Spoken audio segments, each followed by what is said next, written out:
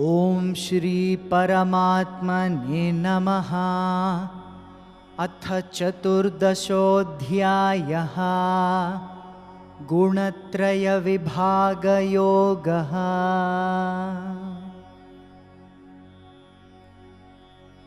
श्रीभगवानुवाच परं भूयः प्रवक्ष्यामि ज्ञानानां ज्ञानमुत्तमम् यज्ञात्वा मुनयः सर्वे परां सिद्धिमितो गताः। इदं ज्ञानमुपाश्रित्य मम साधर्म्यमागताः सर्गेऽपि नोपजायन्ते प्रलये न व्यथन्ति च।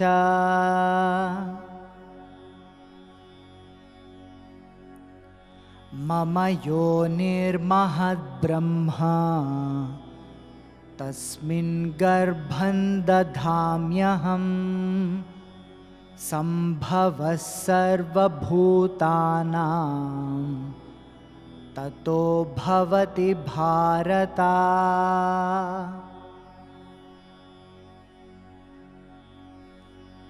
सर्वयोनिषु कौन्तेय मूर्तयः सम्भवन्ति याः तासां ब्रह्ममहद्योनिः अहं बीजप्रदः पिता।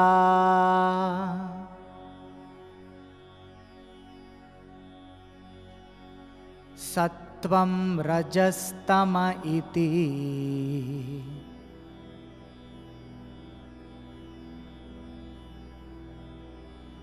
गुणाः प्रकृतिसम्भवाः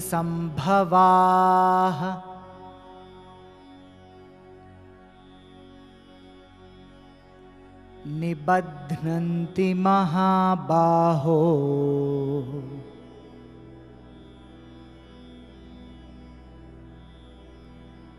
देहे देहिनमव्ययम्।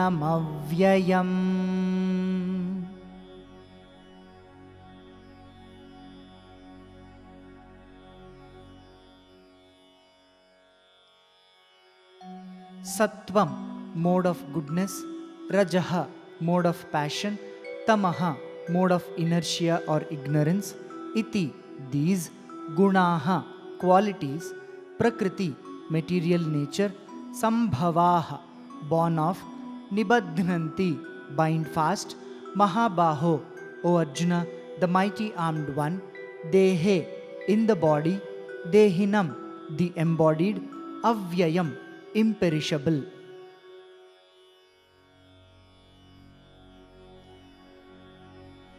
तत्र सत्त्वन्निर्मलत्वात्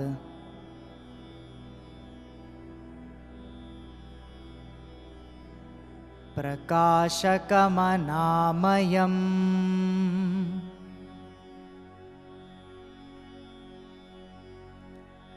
सुखसङ्गेन बध्नाति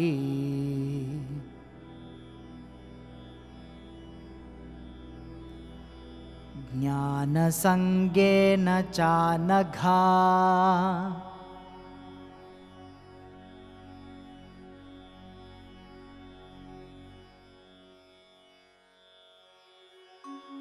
Tatra, amongst these, Sattvam, Sattva or the mode of goodness; Nirmalatvat, being the purest; Prakashakam, illuminating or enlightening; Anamayam, free from disease or evil reactions; Sukha, happiness; Sangena, by attachment or association to; Badhnati, binds; Jnana, knowledge; Sangena, by attachment to; Cha, and Anagha, O Arjuna, the sinless one.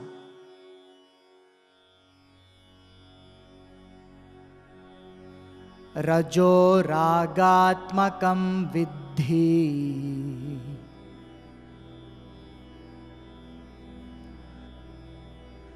तृष्णासङ्गसमुद्भवम्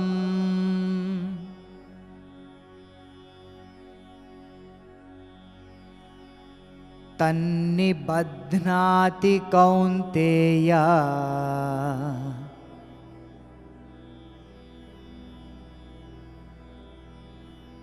कर्मसङ्गेन देहिनम्।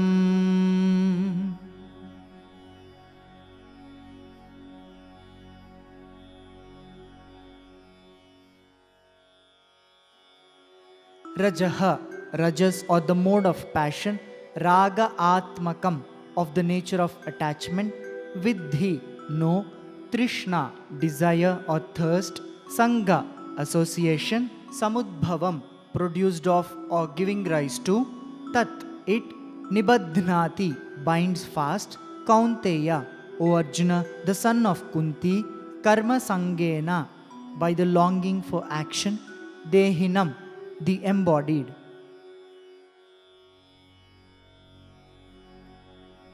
Tamastvajnanajam vidhi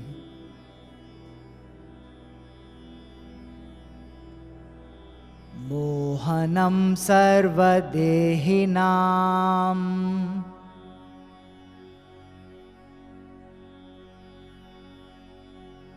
प्रमादालस्य निद्राभिः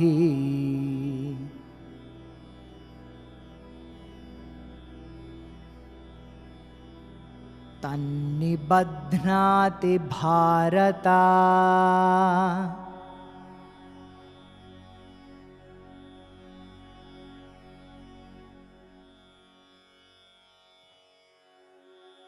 Tamaha, tamas or the mode of inertia, tu and ajnanajam, born of ignorance, vidhi, no, mohanam, deluding, sarvadehinam, all embodied beings, pramada, negligence, alasya, laziness, nidrabhihi, sleep, tat, it, nibadhnati, binds fast, bharata, O Arjuna, the descendant of Bharata.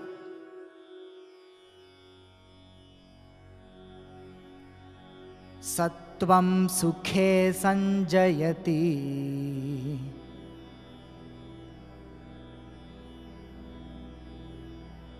rajah karmani bharata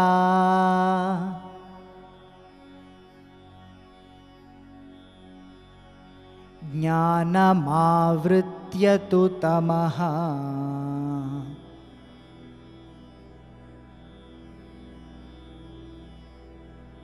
pramade sanjayatyuta.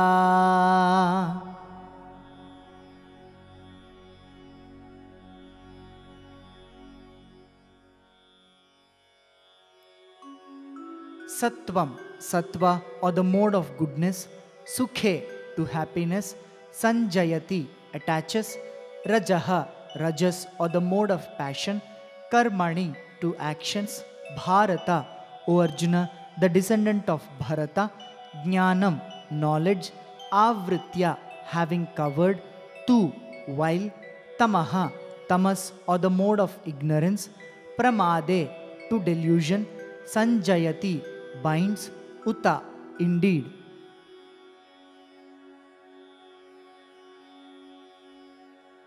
The three gunas arise from material nature that binds the soul to the body. Sattva guna, although illuminating, binds it by creating attachment to happiness and knowledge. Rajo guna is the source of desire and attachment. It binds the soul to material existence and action. Tamo guna is born of ignorance and results in delusion, binding the individual to negligence, laziness, and excessive sleep.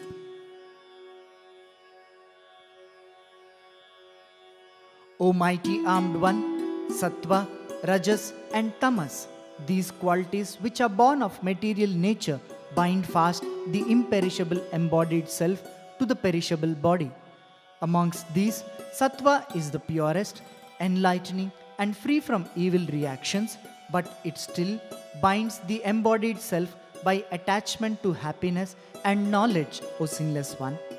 O son of Kunti, know Rajas to be of the nature of attachment, giving rise to desire and association.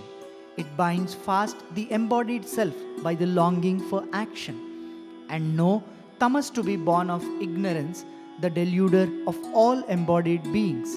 It binds fast the embodied self by negligence, laziness, and sleep, O descendant of Bharata. O descendant of Bharata, Sattva binds one to happiness, Rajas to actions, and Tamas, by indeed covering knowledge, binds to delusion.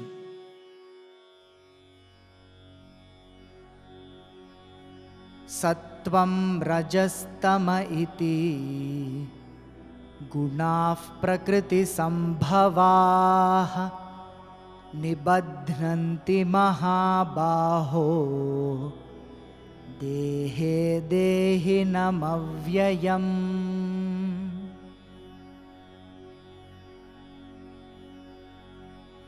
Tatra sattvan nirmalatvat prakashakamanāmayam sukha sangena badhnāti jnana sangena chanagha.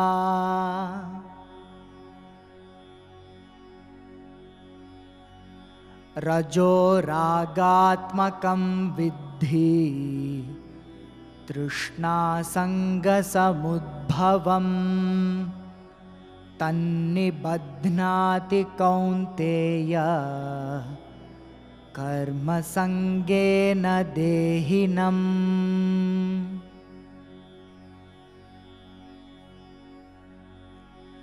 Tamastvajnānajam viddhi mohanam sarvadehinam pramādalasya nidrabhihi tannibadhnāti bharata.